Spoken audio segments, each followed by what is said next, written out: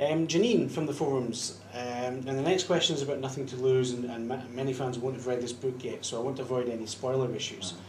However, given Reacher's attitude towards the military in Nothing to Lose, I'm wondering if you would ever consider a book where Reacher is either called back to active duty, if that's even possible, or asked to investigate something wonky going on in the military. I've thought of that, I really have. I think that's a good suggestion. Maybe Reacher is brought in as a, some kind of special commissioner or neutral observer for something. If I could find a way of doing that that wasn't too kind of hokey and too much of an obvious setup, I'd really like to do that. Yeah. Okay. Stuart Sharp from the forums.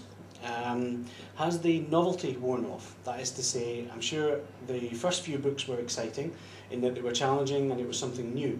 Are you at a point now where it's more work than you feel it should be, a constant need to feed the beast, for example? No, because the way the series is set up, they're all new. I can certainly take that point if he was, a police lieutenant in Chicago or something, where every book is fundamentally the same. I could see that happening, but these books are all completely different. They all feel new to me. It's all like the first time every time. Good. Still on questions from Stuart. You have some very strong political views, yet never touch upon it in your books. I've seen quite a few prominent authors of late take jabs at certain politicians or political parties through their characters. Have you never had an urge to vent through Reacher? I don't know if Stuart has maybe posed this question before you read Nothing to Lose, because obviously there are a few strong political opinions expressed in Nothing to Lose. Yeah, I think it's fundamentally self-indulgent to use your series as a mouthpiece for your own political views. And I'm not famous enough that anybody asks me on television to ask what I think. Reacher takes the world as he finds it, and he will say what needs to be said. There was a review in The Independent in the UK that called Reacher a liberal intellectual with machismo and arms the size of Popeyes. And I think that's the perfect description. He is a liberal intellectual. Yeah. And if you don't agree with him, instead of being like a normal liberal intellectual who says, okay, fine, he'll break your jaw. Absolutely. Or your arm, or your leg, yeah. Whichever appendage is closest. Carol Ford from Carnoustie is asking, I started writing a thriller about a year ago. I have the overall plot, the characters and the location down in writing, but now I'm stuck. I'm not sure how to put it all together. Did you have this problem with your first book, or do you have any advice as to how I can get it going again? Do I need professional advice? I think I met Carol today. I think you might have, yes. I think what I said to her was just go back and read it and then just do whatever she feels like doing. The only thing to do is what you want to do. Don't listen to advice, don't listen to what you should do, just go for it. Okay. Martin Lewis from the Lee Child forums, and he's based in the UK. Do you ever get bored answering the same questions?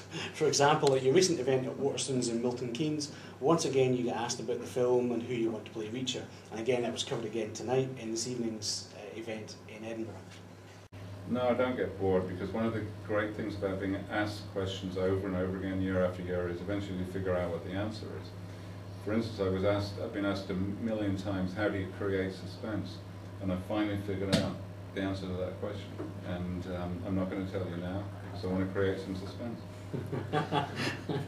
Okay, leaving me in suspense. Next question is from Yvette, again from the forums. Clearly this is something that's been bothering Yvette, poor Yvette, for some considerable time. I have to ask Lee if you're related to that Dyson guy who invented the spacey-looking vacuum cleaner. I mean, to my eye, they could be brothers. They even sound alike. You know the one I mean, commercials all over the telly.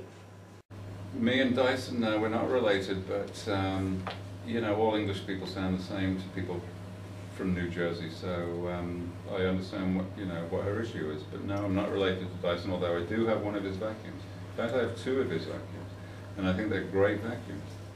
Mine don't work. I've given up on them. Oh, I love them. I always have. Okay. And I have one of his wheelbarrows. Okay. The next question's from me. And since I'm sat in front of you and I'm asking these questions, I think it's fair that I get a stab at it. I grew up reading the typical childhood adventurism, literary entertainment. I was a huge Hardy Boys fan, Famous Five, etc. The good guys always won, the bad guys always lost. And in my teens, I moved on to Alistair MacLean, Desmond Bagley, Hammond Innes, and even a bit of Neville Shute for a while. What I remember most from all of these novelists is the simplicity of their work. not just the plot and formation of the storyline, but the way they're written, the simple language used, and often the short to the point sentences that they used. I draw a lot of similarities between these novelists and your own work. Were they particularly influential in your style of writing, and did you read these novels? Did you read these novelists when you were younger too? Apart from the Hardy Boys, I never read the Hardy Boys, but all of those, absolutely, yeah, totally on my list. Famous Five, Secret Seven, The Thing of Adventure, remember that series? The Island of Adventure, The River of Adventure, the Enid Blyton series, all of those I read, absolutely. Great, Yeah. good stuff. And very formative lesson, because what I do remember about those books, going right back to the Famous Five, Famous Five was the first proper books I ever read, without pictures, and they were so exciting. They just absolutely were exciting. And if I could replicate that feeling now for adults, that's all I would want to do. Okay. Okay, the final question is from Stuart Sharp, from the forums again. Now, first of all, I've got to say, I'm not from the USA, I'm from Scotland, as some of the viewers may recognise from my accent. But I have one final question from Stuart, and it's a baseball question. There are components of this question which may equate to me suggesting your favourite team are not performing as well as you would like. I don't know. All I would ask is that you don't shoot the messenger, or the question master, rather. I'm merely a cog in the machine. Lee, with the continual large, no huge amounts of money being tossed aboard the Yankee gravy train, amounts that go above and beyond accepted league definition, how is it that they, comparatively speaking, say to the Toronto Blue Jays, they continually blow sawdust screwballs out their asshole? Well, that's a bit like saying Chelsea are no good compared to Scunthorpe, in UK terms. Actually, the Yankees don't spend a lot of money. I mean, this is what, and Stuart is not from the US either. Stuart is from Canada, It's Canadian, which is a small country to the north somewhere of the US. I I believe it's very cold up there. I think I've seen it on a map somewhere. I've seen it I've flown over it. Right. When you look down out of the plane window and there's all that sort of white stuff and some lakes. All looks the same, basically. Yeah, that's Canada, and it does something to their brains. Right. And the Yankees actually don't spend much money. Look at the Yankees roster. A lot of those people are homegrown. Jeter, Posada, all the greats are homegrown. I mean, they're paid well, but then the workman is worthy of his hire. And the Blue Jays, they play in kind of powder blue pajamas in a covered field up somewhere in the north, and he calls that baseball. I would pit the Yankees. How many World Series have the Yankees won? I think it's 26. How many have the Blue Jays won? Stuart? Thank you very much, Lee. Really appreciate your time tonight. And good luck with the rest of the tour.